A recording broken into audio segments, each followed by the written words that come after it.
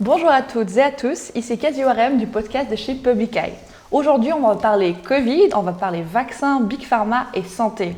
À l'heure où en Suisse, on mène une énorme campagne pour convaincre la population de se faire vacciner, où est-ce qu'on en est dans les pays dits émergents ou défavorisés?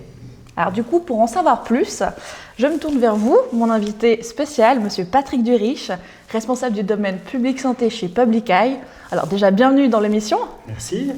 Alors Monsieur Duriche, ça me fait plaisir que vous soyez ici. J'imagine que, tout comme moi, vous vous rappelez sûrement assez bien des grands discours qui ont été prononcés par les grands dirigeants et les grandes dirigeantes de ce monde au début de la pandémie, avec notamment des promesses de solidarité internationale, etc. Alors, selon vous, est-ce que ces promesses, elles ont été tenues depuis ? Alors, pas du tout, et je m'en souviens d'autant plus qu'on avait un peu d'espoir au début de la crise, vu qu'on partait d'une page blanche et que personne n'avait de moyen de lutter contre ce nouveau virus. On s'est dit, peut-être enfin qu'on va se serrer les coudes, enfin on va passer à autre chose que simplement monopoliser, accaparer, vendre cher, se faire du fric, et qu'on allait assister enfin à une autre manière de faire. Et malheureusement, immédiatement après ces très beaux discours, c'était retour au business as usual. C'est-à-dire qu'on revient sur, de nouveau, protection de l'industrie. C'est normal, ils doivent se faire des marges, les pauvres, ils investissent beaucoup, mais on ne sait jamais combien ils investissent. Ouais.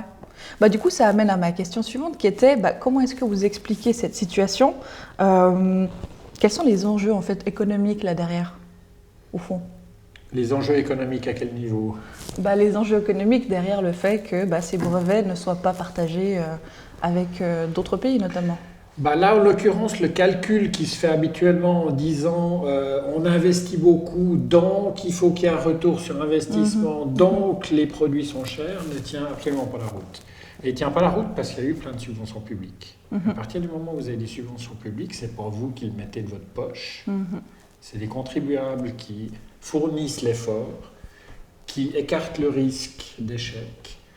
Et ce qui fait que finalement l'investissement de la pharma dans cette affaire-là, on ne la connaît toujours pas d'ailleurs, on ne connaît toujours pas cet investissement, mais il est minime. Donc il n'y a aucune raison qu'ensuite eux gèrent cette histoire comme un bien privé, alors que finalement tout est parti de l'idée d'un bien public.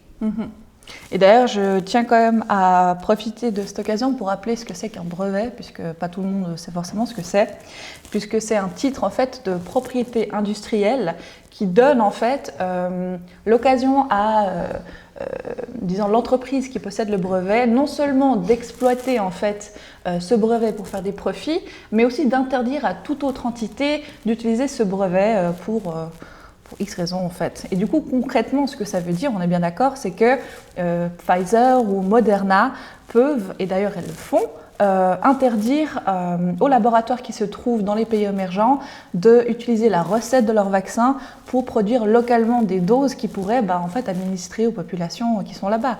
Du coup, je me tourne à nouveau vers vous, Monsieur Duriche.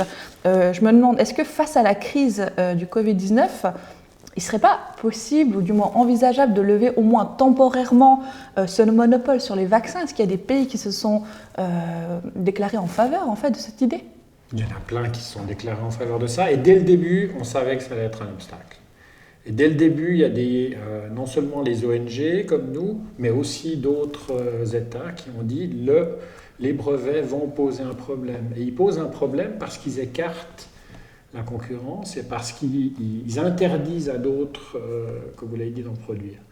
Et à partir du moment où on a une demande mondiale gigantesque et qu'on n'a pas les capacités, en tout cas que même les plus grandes compagnies pharmaceutiques n'ont pas la capacité de produire pour le monde entier, il faut qu'on puisse ouvrir ça, il faut qu'on puisse changer de logiciel et qu'on puisse démocratiser la production.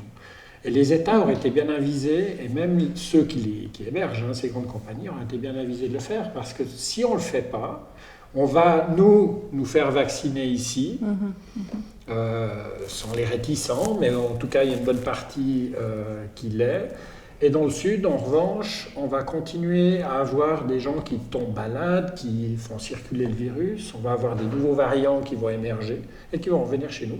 Et si on a un vaccin qui ne protège pas contre ça, on pourra tout recommencer. Effectivement. Et du coup, moi, je me demande, puisqu'on est en Suisse, je me demande comment est-ce que la Suisse, elle se positionne par rapport à tout ça? La Suisse, elle protège son industrie.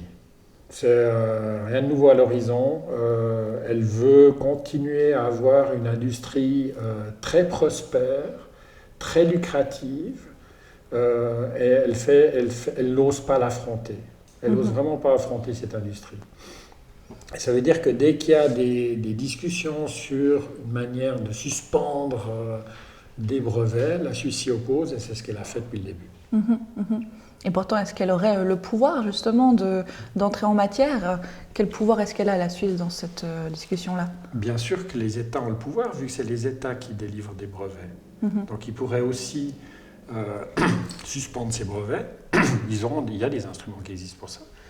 Ils pourraient financer, subventionner, mais à certaines conditions, en disant on vous finance, on fait partie de l'effort de recherche, mais en retour, on veut que ce vaccin puisse, ou ce traitement, ou ce test diagnostic puisse être non seulement accessible partout, c'est-à-dire à portée financière de chacun, mais aussi qu'il puisse être produit à différents horizons.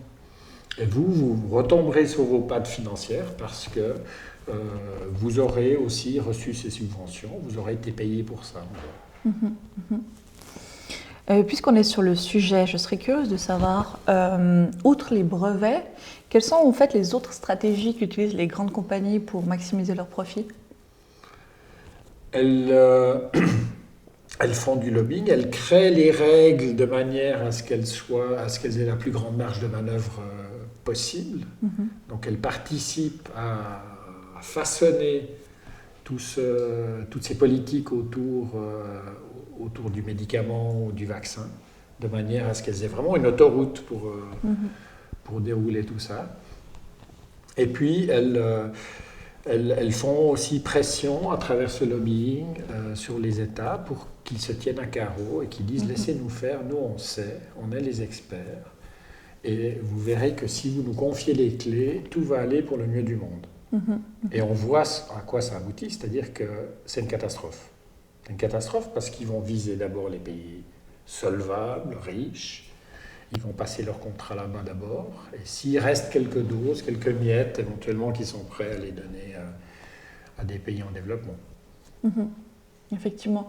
Et j'ai aussi vu sur votre site que vous parlez du fait que, effectivement, en fait, les risques sont du domaine public et les profits, en fait, c'est du domaine privé. Est-ce que vous pouvez expliquer un peu qu'est-ce que ça veut dire concrètement, ça?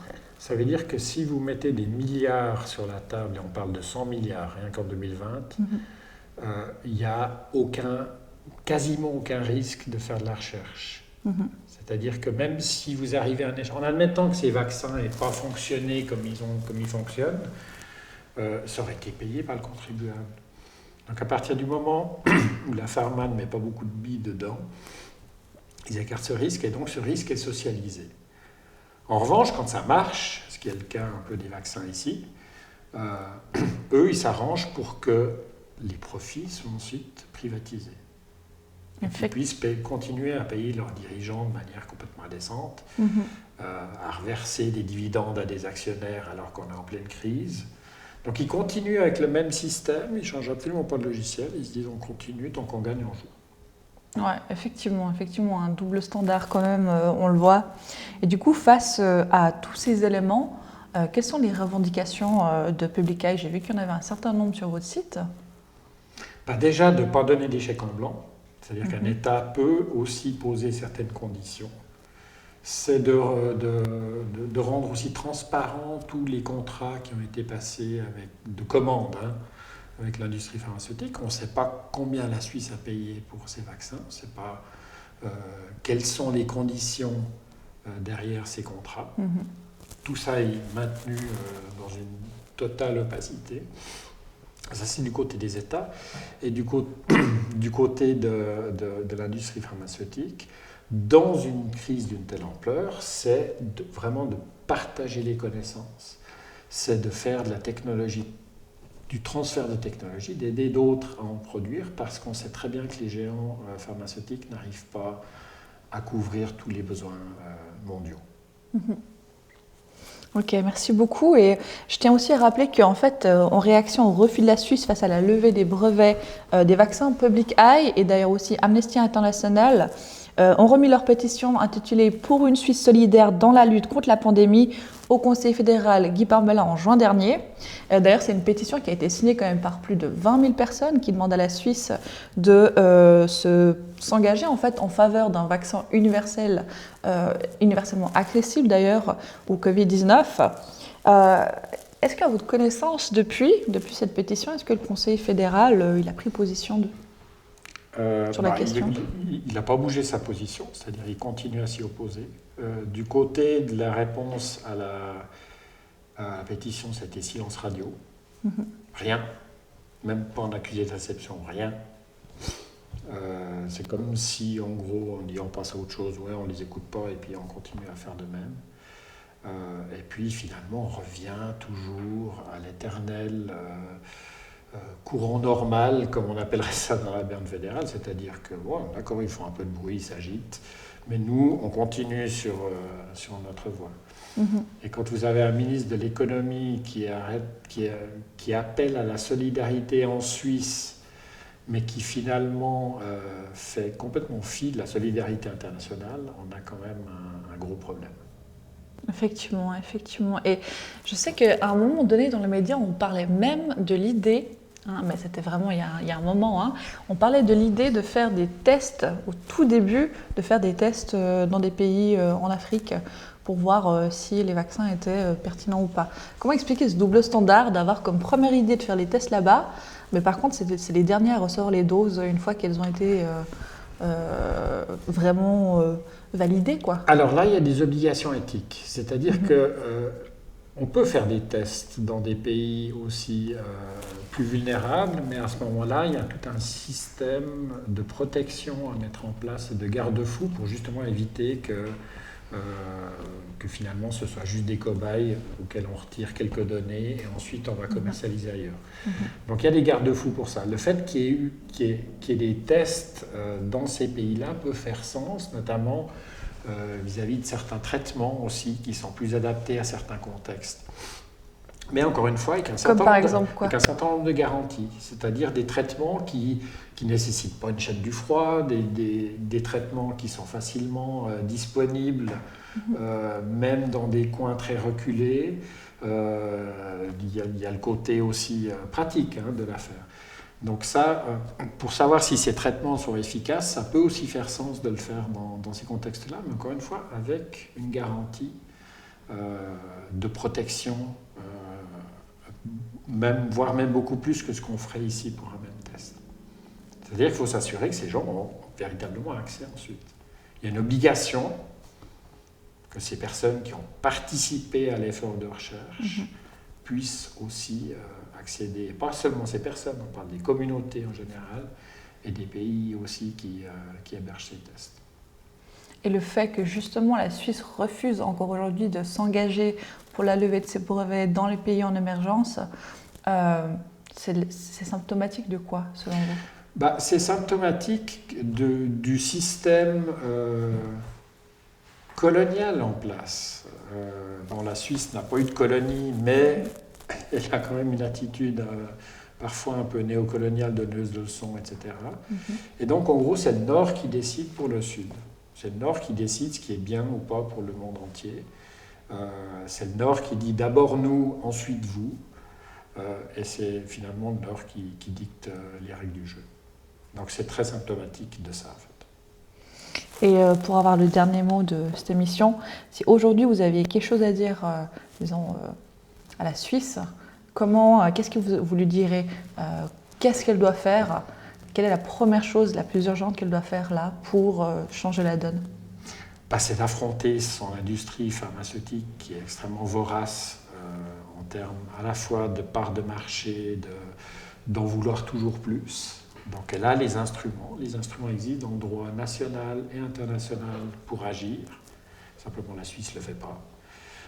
C'est aussi d'arrêter ces doubles discours de solidarité, alors que finalement, ce qui intéressait la Suisse, et ce n'est pas les seuls, il y a aussi l'Union européenne, les États-Unis, c'était d'abord de protéger sa population, et ensuite on verra pour le reste. Donc il y a cette espèce de double discours et d'hypocrisie totale sur le fait que, oui, on est tous concernés par cette pandémie, mais dans la pratique, c'est d'abord nous, ensuite eux. Effectivement. Alors du coup, je vous remercie beaucoup pour votre temps et pour votre expertise, Monsieur Durich. On arrive gentiment à la fin de cette émission, en espérant que cet épisode aura pu vous aider à saisir un peu mieux les enjeux des inégalités en matière d'accès aux vaccins et aux traitements. Je vous dis au revoir pour l'instant et on se retrouve bientôt pour un nouvel épisode. Merci beaucoup, Monsieur Durich. Merci à vous. Au revoir.